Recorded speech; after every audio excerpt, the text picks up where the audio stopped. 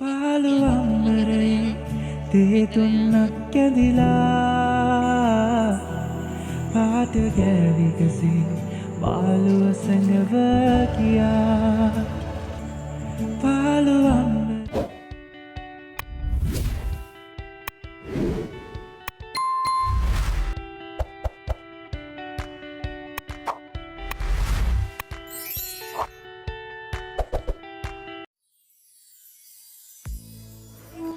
අද අපි රස කෑමක් හදන්න යන්නේ. ඉතින් වම්බුඩු මෝජු එකක් තමයි හදන්න යන්නේ. මොකද මේ අපේ නෑදෑවෙන කෙනෙක් ටික කස්නේපෙන් ඉන්නේ කියලා අපි සුදුවම එයාට බත් එකක් අරගෙන යන්න හදන්නේ. ඉතින් ඒකට අපි හිතුවා බටු මෝජු එකකුත් හදන්න. ඉතින් මොකද රසයිනේ. මොකද අපි හැමදාම හැදෙන්නේ නැති කෑමක් සාමාන්‍යයෙන් මොනවාම හරි දෙයක් තිබුණොත් විතරනේ ඉතින් මේ වගේ දෙයක් හදන්නේ. ඒකින්ද බටු මෝජු මම දැකලා තියෙනවා එක එක විදිහට හදනවා කියන්නේ. ඉතින් එක එක්කෙනාගේ එක එක්කෙනාට වෙනස්නේ අපි හැම දෙයක්ම කරන විදිහ. ඉතින් මම දැකලා තියෙනවා ලිපේ තියලත් හදනවා. ඉතින් මට ඒ විදිහට හදන්න බෑ. මොකද මම හදන්නේ මේ විදිහට මගේ අම්මගේ රෙසිපි එකක් මේක. අපේ අම්මා හදන්නේ මේ විදිහට. ඉතින් ඒක තමයි මම කාලා දින රසම බටු මෝජුව. බටු මෝජුව විතරක් නෙවෙයි යාගේ අනිත් කෑමත් හරිම රසයි. ඉතින් එයාගෙන් තමයි මම මේ දේවල් පුරුදුනේ. ඉතින් ඒක හින්දා මම හැමදාම හදන්නේ ඒ විදිහටම තමයි. මම එක දවසක් නම් ටිකක් try කරලා බැලුවා අර විදිහට හදන්න. හැබැයි ඒ විදිහට හරියට ආවේ නැහැනේ. ඉතින් ඒක හින්දා මම දිගටම මම දන්න විදිහටම කරගෙන යනවා.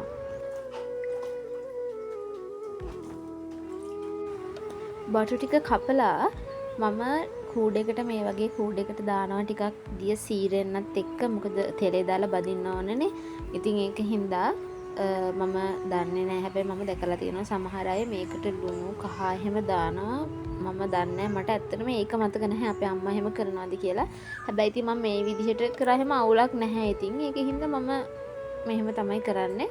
මේ හීනියට කපා ගන්නවා බටු ටික. මොකද එතකොට බැදෙන්න ලේසි ටක් ගාලා බැදෙනවා. මේ නැත්නම් සෑහෙන වෙලාවක් ලිපේ තියාගෙන ඉන්න ඕනේ. ඒක හින්දා මම දැන් මේ ටික ටටක් ගාලා කපා ගන්න යන්නේ. මේ ටික කපන අතරේ මම තෙල් තාච්චියක් ලිපේ තියලා ටික ටික බඩු ටික බැදගත්තා. මොකද අපි කපලා ඉවර වෙනකම්ම හිටියොත් බදින්න සෑහෙන වෙලාවක් යනවා. ඉතින් අද දවසින් මේක හදාගන්නත් ඕනේ හින්දා මම තෙල් තාච්චියක් ලිපේ තියලා ඒකත් කරා. ඒ අතරතුරේදී අපේ සුදු අම්මට දුන්න ලූණු ටිකයි හාල් මැස්ස ටිකයි සුද්ධ කරන්න කියලා.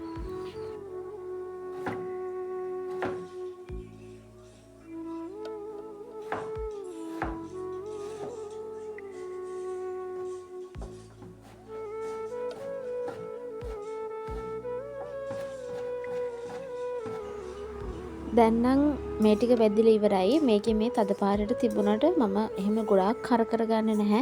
සාමාන්‍ය ගානට තමයි බැදගන්නේ. ඉතින් ඒ ටික මම ටක් ගාලා මේ වගේ පතර කොලයක් දාලා තෙල් බේරෙන්න දාගත්තා.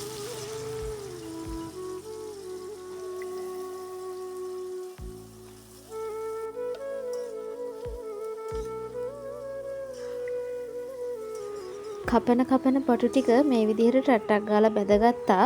ඒ අතරේ ලුණු ටිකයි හාල් මැස්ස ටිකයි සුද්ධ කරලා ඉවරයි. දැන් නම් බටු ටිකත් මම කපලා ඉවරයි. මේ අන්තිම කරල. ඉතින් මේක කපලා කන්න ඕනේ. මොකද දවල්ට කාලා හිටියෙත් නැහැ. දැන් 3ට 3:00 විතරති වෙලාව. අපි මේ වැඩේ පටන් ගන්නකොටත් 1ට 1:00 විතර. ඉතින් ඒක හින්දා මේ ටික කපලා ඉවර වෙලාම කන්න ඕනේ හින්දා මම හිටියා. මොකද නැත්තම් කම්මැලි හිතෙනවා. ඉතින් අන්තිම ටිකත් මේ විදිහට වතුර පෙරෙන්න තියලා අපි කමු. අපේ මල්ලිට තියෙන එකම වැඩේ ඉතින් කන එක තමයි. එයා දැන් මේ බත් කාලා කිරි එකක් කන්න යන්නේ. පේනනේ පැණි බෝතලෙන් භාගයක් විතර මේකට දාගත්තා. ඉතින් මම දැන් කන්න යන්නේ. එහෙනම් අපි කද්දි හම්බෙමු.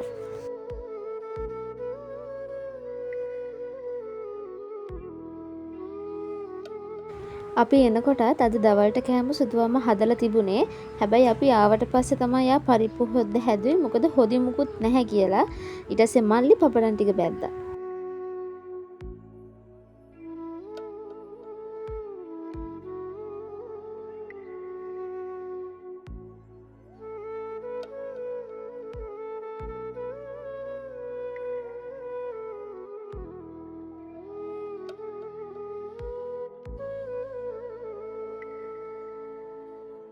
මේ තියෙන්නේ මගේ බත් එක. ඉතින් අද තියෙන්නේ මස්සුයි, පරිප්පුයි, කෝවයි, පපඩනුයි. ඉතින් හරිම රහයි. ඉතින් එයාගේ කෑම ගැන ඉතින් ආයි කියන්න ඕනේ නැහැනේ ඉතින්. ඒ කෑම එක හරිම රහයි. ඉතින් මම මේක කන ගමනොත් වම්බොටු ටිකක් තෙලේ දාලා තිබුණ බැදෙන්න ඒකත් බලම තමයි කෑවේ. මොකද සුදුවමත් මේ විදිහ මොකක් හරි වැඩක් කර හිටියේ. ඉතින් ඒකත් එහෙම බල මම කෑවා. දැන් නම් වම්බොටු ටික සේරම වගේ බැදගෙන ඉවරයි. ඊට පස්සේ මම හදන්නේ ලූණුයි අවුමිරිසුයි හාල් මැස්සු ටිකයි බැදගන්න. ලූණු නම් ගොඩාක් වෙලා තෙලේ තියන්නේ නැහැ. ලූණු විනාඩියක් දෙකක් වගේ චූට්ටක් වෙලාවක් තියලා මම මේක බා ගන්නවා.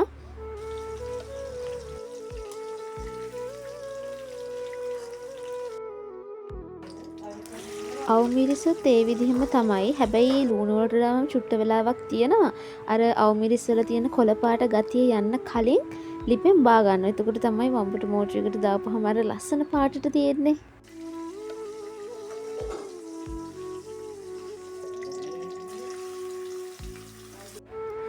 හාල් මැස්ස ටිකත් බැදගත්තා. හාල් මැස්ස නම් ඉතින් බැද ගන්න ඕනේනේ කොහොමත්. හාල් මැස්ස ටික හොඳට බැදුනට පස්සේ මම ඒකත් ලිපෙන් බා ගන්නවා. මේ වෙද්දි නම් අපේ සුදු අම්මා මේකට දාන්න ඕනේ කලමනා ගලේ අඹර ගන්න ගමන් තමයි හිටියේ. මම පෙන්නන්නකෝ ඒ මොනවාද කියලා. මේ තියෙන්නේ අඹර ගත්තුවා. අඹර ගත්තේ අබයි සුදු ලුණුයි ඉඟුරු කෑල්ලකුයි. ඉතින් මේ ටික දාලා මේකට මම දානවා ලුණුයි කෑලි මිරිසුයි සීනි විනාගිරි. ඉතින් මේ ටික දාලා මේක හොඳට මික්ස් කර ගන්න ඕන. ඉතින් මේකේ අපි හදපු ප්‍රමාණය අනුව තමයි රස බල ඒක හදා ගන්න ඕනේ. අබ අඹර ගන්නවා වෙනුවට අර කඩේ තියෙන අබ පේස්ට් කියලා එකක් පොඩි බොටල් එකක දාලා අන්න ඒකත් මේකට හොඳයි. මමත් ඒක දාලා හදලා තියෙනවා. හැබැයි මම ඒක දැම්මත් අබ චූට්ටක් විතර ආයෙ කොටලා හරි අඹරලා හරි මේකට දානවා. මොකද අර ඒ සුවඳ රස නැති වෙයි කියලා. ඉතින් පේස්ට් එකත් එහෙම අවුලක් නැහැ. ඊට පස්සේ මම අර බදගත්ත ලූණු හාල් මැස්සු අමුමිරිස් මේවා ටික දානවා මුලින්ම.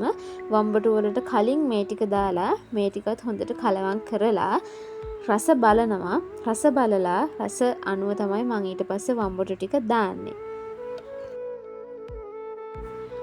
ඊට පස්සේ ඉතින් තියෙන්නේ කලවම් කරන්න තමයි. මේක හොඳට කලවම් කරගන්න ඕනේ. අර අපි හදාගත්ත පේස්ට් එක මේ හොඳට වම්බටු වල ගෑවෙන විදිහට හොඳට මේක කලවම් කරගන්න ඕනේ. ඊට පස්සේ ඉතින් මැටි භාජනයක් අරගෙන මම ඒකට මේ ටික දාගත්තා. මැටි භාජනයක තමයි සාමාන්‍යයෙන් ඔය වම්බටු මෝජු අච්චාරු වගේ දේවල් දාන්නේ.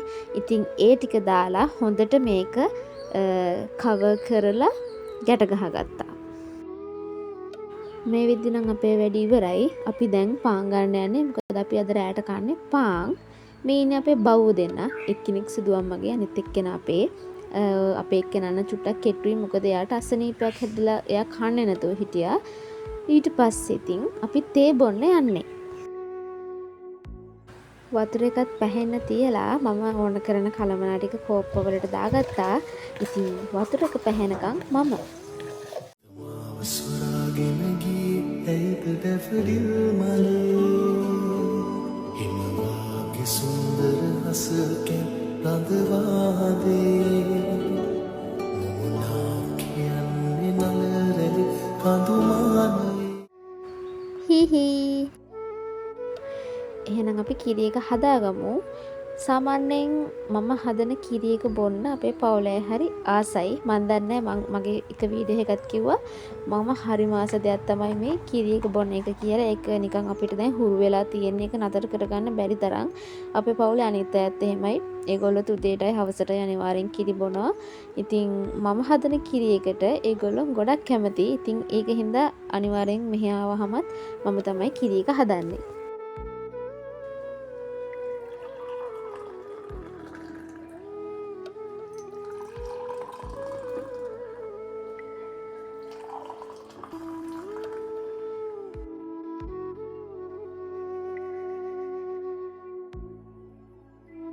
අපේ මල්ලිටත් එක්ක තේ හැදුවට කොහැරි රෝන් දෙක ගිහින් ඔන්න දැන් තමයි එන්නේ. ඉතින් ඇවිල්ලා එයාගේ තියෙන එකම රාජකාරිය තමයි මේ දෙන්නට කරදර කරන එක. ඉතින් අපේ එක්කෙනා රණ්ඩුවට යන්නේ නැහැ මෙයත් එක්ක හරිම එකතුයි. හැබැයි එයා හරි ඊදිසියයි අපි හුරුතල් කරනවාට අපිට කිසිම කෙනෙක්ව හුරුතල් කරන්න බෑ. අඩුම තරමේ චූටි ළමයෙක්වත් හුරුතල් කරන්න බෑ. එච්චරටම ඊදිසියයි අපේ ඇඟේ නැග එයා ඔට්ටු වෙනවා. ඉතින් මේ දැනුත් ඒකම තමයි මේ අපේ මල්ලි කරන්නේ. ඔය පේනවනේ ඉතින් එයාව කොච්චර රණ්ඩුවට ගන්න හිතුවත් එයා රණ්ඩුවට යන්නේ නැහැ. අද මල්ලිත් හිටපු හින්දා එයාවත් ඇදගෙනම ගියා මම බඩු අරගෙන එන්න. ඉතින් යත් එක්ක යනවා. කියන්නේ ලේසි නැහැ. මොනාම හරි දඩයක් දානවා. ඉතින් ඔය පේනවනේ ඉතින් ඔය බඩු අරන් එන ගමන් ඉන්නේ අපි. මම ඒ ගිය තැන් වල නම් වීඩියෝස් ගත්තේ නැහැ. මොකද මම මගේ vlogs වල ඒ තැන් දාලා තියෙනවා මම බඩු ගන්නවා එහෙම. ඉතින් මට හිතුණා ඒව දාන්න ඕනේ නැහැ කියලා. මම බඩු අරගෙන ඇවිල්ලා එහෙම අපේ ගමේ මලගයක් තිබුණා. ඒ ගිහින් ඇවිත් තමයි මේ බඩු එක අස් කරන්නේ. ඉතින් මම මේ ගත්ත බඩු මම සාමාන්‍යයෙන් මාසෙකට ඇතිවෙන්න බඩු ගන්නවා. සාමාන්‍යයෙන් හාල්, එතකොට සබන් කුඩු, සිග්නල් ඔය වගේ දේවල්.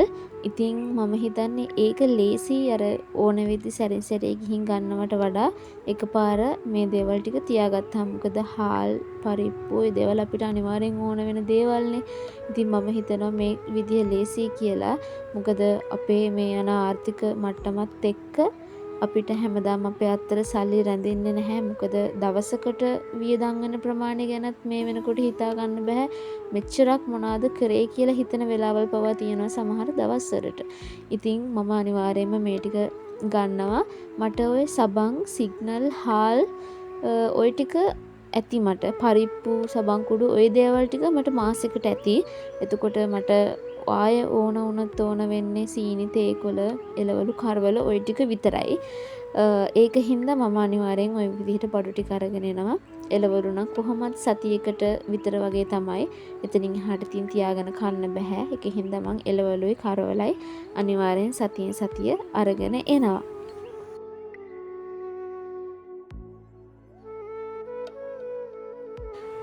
මේකත් ඉතින් අපේ මල්ලිගේ දඩයක්. එයාට පේරෝනි කියලා කොමරි කිලෝ එකම තිබුණ රුපියල් 200ට වගේ. ඉතින් ගෙඩි 4ක් විතර තිබුණා. එකක් නම් එන ගමන් කකා ආවේ. ඉතින් මම ගත්ත බඩු ටික තමයි මේ තියෙන්නේ. ඉතින් ඊට පස්සේ මම ඇඟපත හොදගෙන රැයට කන්න තමයි යන්නේ. සුදුවම්මල දිහෙන් එනකොට එයා පරිප්පු හොද්දක් ආපහු රෑ හැදුවා පාන් කන්න. ඉතින් එයා හොදි දුන්නා. මම ඒකට බිත්තරයක් බැදගත්තා. ඉතින් මං හිතන්නේ පානුයි පරිප්පුයි බිත්තරයි කියද්දි හරිම රස කෑමක් ඒකත්. ඉතින් අපි හැමදාම පාන් කෑවෙන්නේ නැහැ. මොකද අපි හැම වෙලෙම බත්නේ කන්නේ. ඉතින් මේම කද්දිත් හරි රසයි. මේකත් හිමීට කාලා මම නිදා ගන්නවා. vlogs දාන්න ආසාවෙන් YouTube channel එක පටන් ගත්තට ඉතින් මම ගෙදරම ඉන්න හින්දා මගේ මේ routine එක තමයි තියෙන්නේ. හැබැයි ඉස්සරහට ලස්සන vlogs වලින් ඕගොල්ලන්ව හම්බෙන්න මම බලාගෙන ඉන්නවා. එහෙනම් අදට ගිහින් එන්නම්. ඕගොල්ලෝ හැමෝම පරිස්සමින් ඉන්න.